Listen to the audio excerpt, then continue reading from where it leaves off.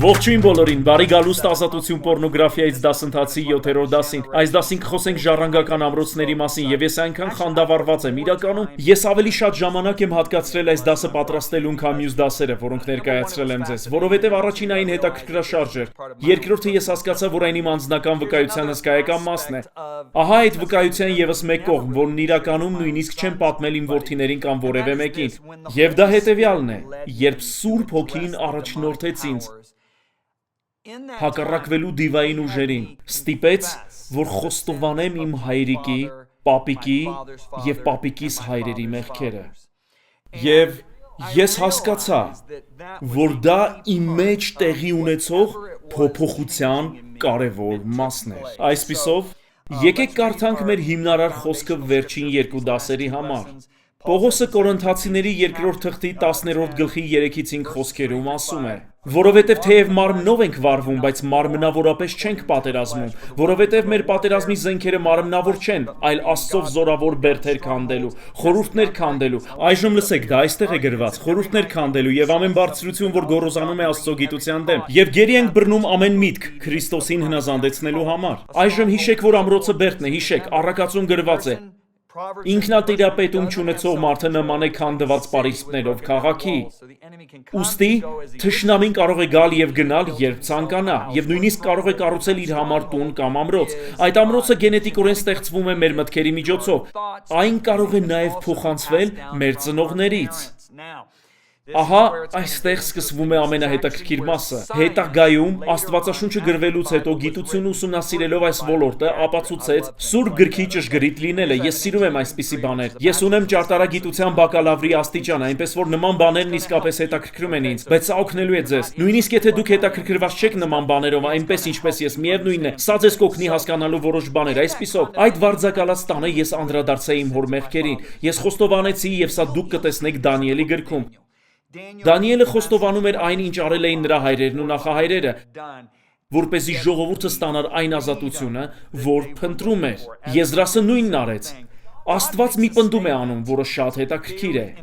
Իրականում այս շաբաթ ես խոսեցի այդ մասին մի հրեա ռաբբիի հետ, բայց դուք կգտնեք այս հիշատակումը 1, 2, 3, 4 անգամ 5 կտակարանում։ Ես կկարդամ Ելից 34-րդ գլխի 6 եւ 7 խոսքերը։ Եվ Տերը նրա Մովսեսի առջևից անցավ եւ կանչեց. Տեր, Տեր Աստված, ողորմած եւ գթած, երկայնամիտ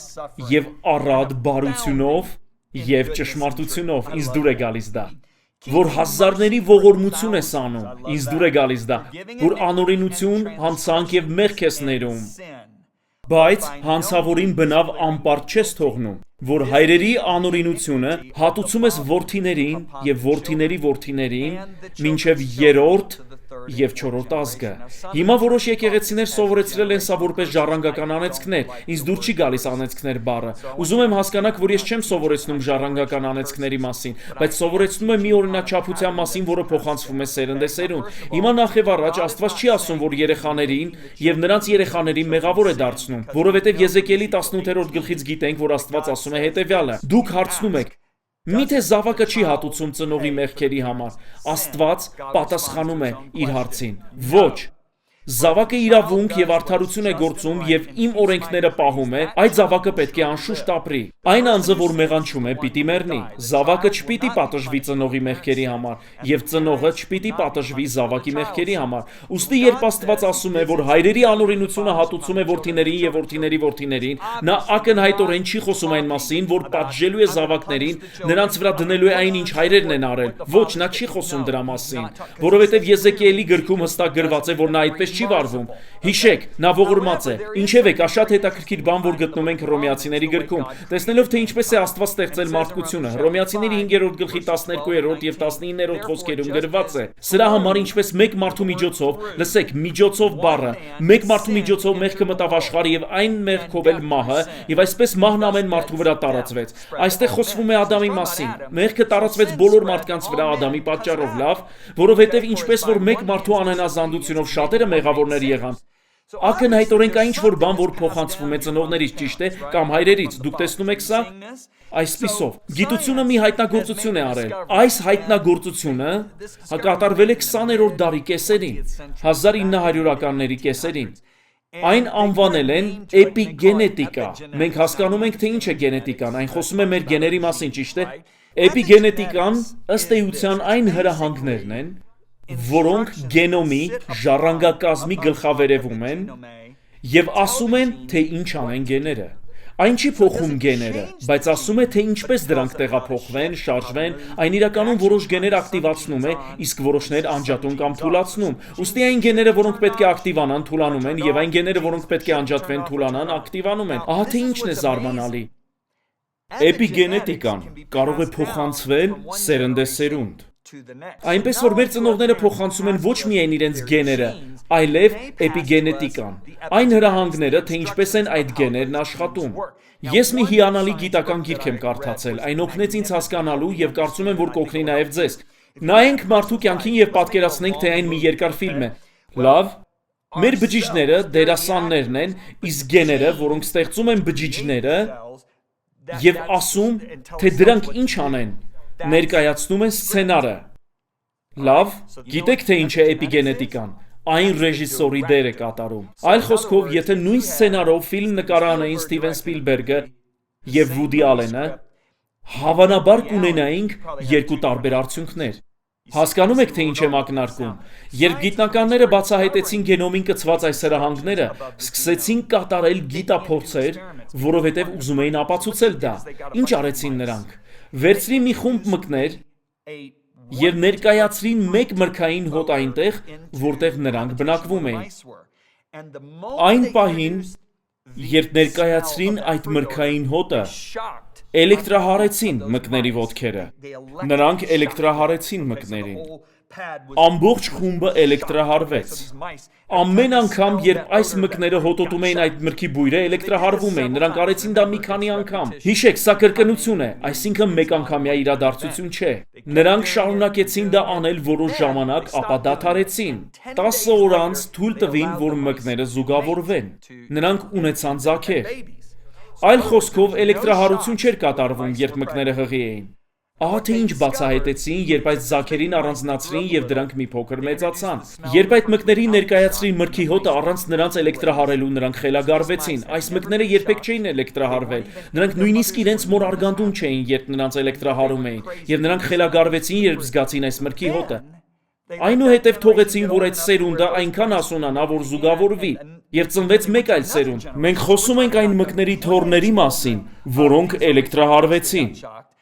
Երբ այս մկները մի փոքր մեծացան, նրանց կրկին ներկայացրին այս մրգի հոտը, եւ այդ թոռնիկ մկները խելագարվեցին։ Ներկայացնում ենք Messenger X-ը, նյութերի ներբեռնման եւ հոսքային հեռարձակման լիովին նոր հարթակ։ Այն աշակերտական նյութերի ամբողջական թվային դարան է Ջոն եւ Լիզա Բիվերներից։ Պարունակում է վիդեո ուսուցումներ, աուդիո գրքեր, էլեկտրոնային գրքեր, կարճամետրաժ ֆիլմեր, աստվածաշնչեր եւ ավելին։ Այս նոր հարթակը կարելի է օգտագործել ձեր բոլոր սարքերով։ Այն լիովին անվճար է ավելի քան 130 լեզուներով։ Աշակերտություն յուրաքանչյուրի համար ամենուր։ Ներբեռնեք հավելվածը կամ այցելեք messengerx.com։ Ահա թե ինչի մասին ենք մենք խոսում։ Եթե քո հայրը կամ պապիկը հարբեցող է եղել, դու ծնվում ես այս էպիգենետիկ օրինաչափությամբ, եւ եթե ալկոհոլ օգտագործես, կդառնաս հարբեցող։ Եթե հրաժարվես ալկոհոլին դիպչելուց, այդ էպիգենետիկ մեխանիզմը չի կարող գործել։ Սա շատ հետաքրքիր է, բայց եթե օգտագործես այն, դա կգործի։ Գուցե քո հայրը կախվածություն է ունեցել պոռնոգրաֆիայից, սա շատ հետաքրքիր է ինձ համար։ Ես ստացա այս միտքը եւ իսկապես հավատում եմ, որ Սուրբ Հոգին ցույց տվեց դա։ Հյու Հեֆներ, որը Playboy ամսագրի հիմնադիրն էր, Penthouse ամսագիր, Larry Flint, որը Hustler ամսագրի հիմնադիրն էր, սրանք իմ ժամանակների պոռնոգրաֆիայի խոշոր ամսագրերն էին։ 60-ականների վերջին, 70-ականների սկզբին։ Միացյալ Նահանգներում պոռնոգրաֆիան երբեք լայն տարածում չէր ունեցել, մինչև չհայտնվեցին Playboy, Penthouse եւ Hustler ամսագրերը։ Մեր սերունդը դիտում էր այդ ամսագրերը։ Հետաքրքիր չէ, որ մենք թևակողել ենք հաջորդ հազարամյակ։ 2019-2020 թվականներն են։ Եվ եկեղեցի հաճախող տղամարդկանց 70%-ը, ավելի ստույգ 68%-ը կախվածություն ունի պոռնոգրաֆիայից։ Հնարավոր է, որ նրանք գործի են դրել այդ էպիգենետիկ մեխանիզմը։ Այդ օրինաչափությունը ձևավորվել է եւ հիմա պոռնոգրաֆիան ամենուր է։ Այն մեր հեռախոսների մեջ է, մեր պլանշետների մեջ է, ամենուր, սակայն մեր ծնողները բացի գենոմից փոխանցել են նաեւ այդ հրահանգները, որոնք գործի են դրվում, երբ սկսում ենք նայել այն։ Եվ մենք սկսում ենք անել դա կրկին ու կրկին։ Հետաքրքիր չէ, որ մեր հասարակության մեջ մարդկանց այդքան բարձր տոկոսը, 89-ից 90%-ը, կանոնավոր նայում է պոռնոգրաֆիա։ Ուստի ես հավատում եմ, որ մենք պետք է անդրադառնանք մեր հայրերի մեղքերին եւ ասենք. Հայր, մենք սխալվեցինք, խնդրում ենք, որ ներես մեզ, խնդրում ենք, որ մաքրես մեզ սրանից, այնուհետև սկսենք ճիշտ ընտրություններ կատարել, որովհետև կա այսպես կոչված էպիգենետիկ փոփոխություն։ Դու կարող ես փոխել այդ էպիգենետիկ օրինաչափությունը անելով ճիշտ բաներ եւ Աստծո խոսքը դնելով քո ներսում։ Ահա թե ինչի վրա կկենտրոնանանք հաջորդ դասին։ Այժմ թույլ տվեք ասել հետեւյալը, շատ կարեւոր է որ հասկանաք սա։ Ես ունեմ ընկեր, որ գիտնական է, նեյրոգիտնական, բայց նա շատ ուժեղ քրիստոնյա է, նա իր գիտափորձն է անցկացրել։ Նա մարդկանց միացրել է այդ նեյրոմեքենային կամ սարքին եւ ոմանց հանձնարարել է կարդալ պատմական գրքեր, ոմանց գիտական գրքեր, ոմանց վեպեր, ոմանց այլ կրոնական գրքեր, ոմանց էլ Աստվածաշունչ։ Գիտեք թե ինչ ասաց այս գիտնականը կնոջս եւ ինձ։ Նա ասաց, որ միակ մարդիկ, որոնց նյարդային համակարգում նկատել են օրինաչափությունների զգալի փոփոխություն, նրանք էին, ովքեր կարդում էին Աստվածաշունչ։ Ոչ թե նրանք, ովքեր կարդում էին պատմական գրքեր, ովքեր կարդում էին գիտական գրքեր, ովքեր կարդում էին վեպեր կամ այլ կրոնական գրքեր, դրանք այն մարդիկ էին, որոնք կարդում էին Աստծո խոսքը։ Այս գիրքը, Աստծո խոսքը, որը Սուրբ Հոգին սովորեցնում է մեզ, ունի զորություն բառացիորեն փոխելու էպիգենետիկ օրինաչափությունը մեր մեջ։ Այնպես որ մենք կարող ենք փոխել այդ էպիգենետիկ օրինաչափությունը։ Գիտեք թե ինչ է դա նշանակում։ Դա նշանակում է, որ ձեր երեխաները չեն ունենա այն պայքարը, որ դուք ունեք։ Դա նշանակում է, որ ձեր երեխաները չեն ունենա այն պայքարը, որ դուք ունեք։ Դուք կարող եք փոխել դա այնպես, որ ձեր էպիգենետիկ ժառանգությունը, ինչպես այն անվանում են, չլինի հեշտ գլորման քար ձեր երեխաների համար։ Այսպիսով, ոչ թե այդ մեղքն է փոխանցվում ձեր երեխաներին, այլ այդ մեղքի նկատմամբ հակվածությունը։ Դուք կարող եք վերացնել այն։ Թույլ տվեք օրինակ բերել։ Իմ հայրը, պապիկս եւ պապիկիս հայրը երբեք խնդիր չեն ունեցել ալկոհոլի հետ, երբեք։ Նկատի ունեմ հայրս երբեք իր կյանքում հարբած չի եղել։ Հայրս եւ մայրս ամուսիններ են 66.5 տարի։ Երբ ես քոլեջում էի, փորձում էի խմել եւ մի քանի անգամ հարբել եմ, բայց խոստովանում եմ, ինձ դա դուր չէր գալիս։ Գիտեք, դա այն էր, որից ես հեշտությամբ ազատվեցի, որովհետև իրականում այն ինձ դուր չէր գալիս։ Հիշում եմ, երբ համալսարանի առաջին կուրսի ուսանող էի, մի անգամ Սուրբ Ծննդյան արձակուրդներին բարից տուն վերադառնալիս մեքենան ես էի վարում, որովհետև երկու ընկերներս խիստ հարբած էին։ Մայրը սպասում էր ինձ, գիշերվա ժամը 12:30 էր։ Ես նստեցի մորս կողքին եւ ասացի՝ մայրիկ, ես չեմ սիրում խմել։ Նա ծիծաղեց եւ ասաց՝ դու իսկական բիվեր ես։ Հետո երբ փրկվեցի, իսկ դա տեղի ունեցավ այդ դեպքից մեկ ամիս անց, հասկացա, որ ես այդքան հեշտությամբ հրաժարվեցի խմելուց, որովհետև հայրս ինձ չէր փոխանցել այդ էպիգենետիկ օրինաչափությունը։ Բայց կային այլ օրինաչափություններ, որոնց հետ պետք է գործ ունենայի, եւ կան օրինաչափություններ, որոնց հետ դուք պետք է գործ ունենաք։ Եվ եթե դիտում եք այս դասընթացը, հավանաբար բավականին վստահ կարող եք ասել, որ ձեր ազգաբանության մեջ կա ինչ-որ բան, որը պետք է խոստովանեք։ Պատճառ չկա փնտրելու ինչ-որ բան եւ ասելու՝ ինչ ես արել հայրիկ, պոռնոգրաֆիա ես նայել, նույնիսկ չանեք նման բան։ Պարզապես ասեք՝ հայր, արեք այն, ինչ Դանիելն արեց։ Հայր, ներիր իմ հորը եւ իմ պապիկին եւ իմ պապիկի հորը, իմ սերունդներին, որ կանանց մարդկանց նվաստացրել, հասցրել են սեռական ցանկության առարկայի։ Եվ խնդրում եմ, որ մաքրես ինձ այս ամենից, եւ հիմա Հիսուսի անունով հրամայում եմ, որ այս ամրոցը քանդվի, եւ հրամայում եմ, որ լինի փոփոխություն։ Այդ փոփոխությունը կախված է նրանից, թե ինչպես կապրեք։ Դադարեք պոռնոգրաֆիա նայելուց, ծոմ պահեք դրանից, պարզապես ասեք ես ընտրում եմ չանել դա եւ պարզապես մի արեք, որովհետեւ եթե չանեք դա կփոխեք նյարդաբանական օրինաչափությունները ձեր ուղեղում եւ մի օր կհայտնաբերեք, որ ցանկություն չունեք դա անելու եւ ի վերջո կասեք ես իրականում նողկում եմ դրանից։ Հուսով եմ, որ սա օգնեց ձեզ հասկանալու, որ երբեմն թշնամու հետ գործ ունենալիս պետք է անդրադառնանք նրան, ինչ արել են մեր հայրերը,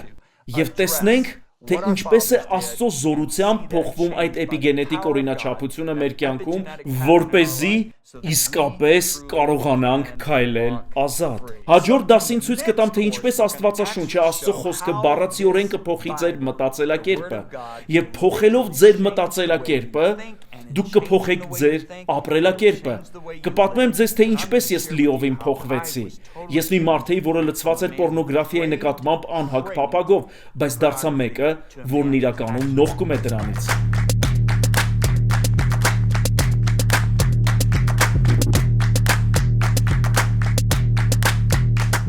Ներկայացնում ենք Messenger X-ը, նյութերի ներբեռնման եւ հոսքային հեռարձակման լիովին նոր հարթակ։ Այն աշակերտական նյութերի ամբողջական թվային դարան է Ջոն եւ Լիզա Բիվերներից։ Պարունակում է վիդեո ուսուցումներ, աուդիո գրքեր, էլեկտրոնային գրքեր, կարճամետրաժ ֆիլմեր, աստվածաշնչեր եւ ավելին։ Այս նոր հարթակը կարելի է օգտագործել ձեր բոլոր սարքերով։ Այն լիովին անվճար է ավելի քան 130 լեզուներով։ Աշակերտություն յուրաքանչյուրի համար ամենուր։ Ներբեռնեք հավելվածը կամ այցելեք messengerx.com։